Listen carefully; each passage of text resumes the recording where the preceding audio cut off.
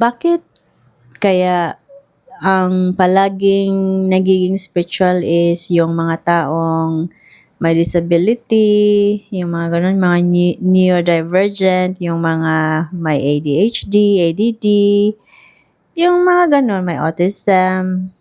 Kasi high spectrum na sila na being, no?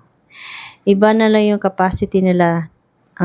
They don't even have to speak, They can read people telepathically. So, ano sila? Hindi naman natin masasabing powerful.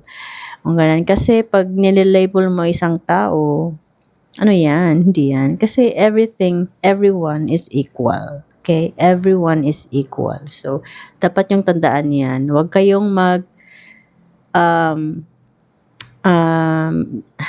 divert or make a division to people kung ano yung pinagdaanan nila, yung ganon. Kanya-kanya tayong life path, Tapos may destiny path naman tayo. Nasa birth chart nyo yan, Naka-plan na siya.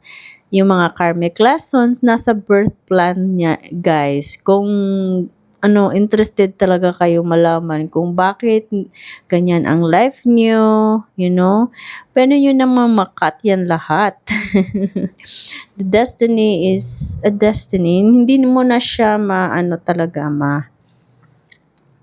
you can go around with it kasi nakaplan na siya tapos you decide to before you come here na, yan, ito yung gusto ko, Kaya may mga stars alignment tayo. Pero pwede naman mag-shortcut ka. Pero shortcut in a way na hindi mo dapat bypass yung mga karmic lesson mo. Hindi yan pwede. Hindi yan pwede, guys. Dapat i-acknowledge mo yung mga lessons sa buhay mo. Hindi pwedeng i-bypass mo yan.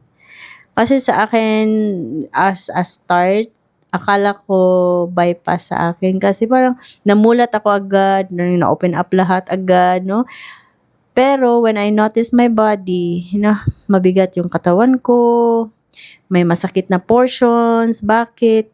Mga karma pala yun na nag-i-imprint sa energetic field, sa aura mo, yon biofield. Kaya dapat siya linisin. So, linisin nyo. Kung kayo ngayon, may mga, problema kayo, yan siya guys, karma yan, karmic lessons. Pero magputulin nyo, madali namang putulin, basta open-minded lang kayo. Yung mga sinasabi nila, dapat marami pang mga echeche-boreche ng ganyan. Alam nyo guys, hindi. You don't have to suffer that long. You don't have to go a lot of process and everything like that. Hindi. Dapat talaga siyang i-face lahat. I-face nyo. Hindi i-face na physically ha. For example, may kaaway kayong ganyan, no? May i-face nyo yung mga kaaway. Hindi siya. Hindi na ganun. Hindi ganun. Kasi spiritual, kasi ito ng mga lighting. Ano ba yan? Yung mga lighting pa. Ayaw talaga nilang Anyway. Naano ko sa lighting ganito talaga ako guys pag lighting. Anyway, so, hindi mo maputol yung mga karma lessons na hindi mo siya na-acknowledge. Kaya, importante din na malaman mo yung birth chart mo. Kung ano yung talaga yung mga soul lessons na gusto mo, no? Kasi nasa chart yan na nasa family ba, friends, whatever, career, malalaman mo din naman sa mga experience mo, ma-correlate mo yung pinagdaanan ng buhay mo, no?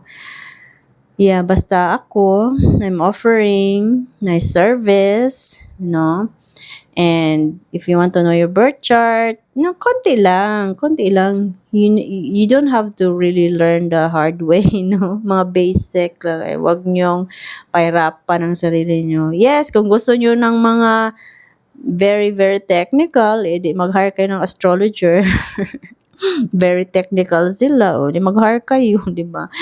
Pero ako, ang gusto ko na maging mabilis yung pagmulat nyo kung sino talaga kayo. Yun ang paraan ko. No, ayaw kong mag-suffer kayo ng how many years, no? Always looking at your astrology chart. Yung ganun. Wag. Kasi importante talaga now. Now, ngayon na. Okay, so yan lang. Okay, sana may matutunan kayo na pick up kayo na, no? Huwag kayo mag-hesitate na mag-ask sa akin, guys. Wala talaga mag-ask sa akin. Mag-ask kayo. Uy, ano ba kayo? I'm not going to bite you. Mag-ask na kayo, guys. Ano ba yan? Mag-ask na kayo mga questions. I'm very willing. You know?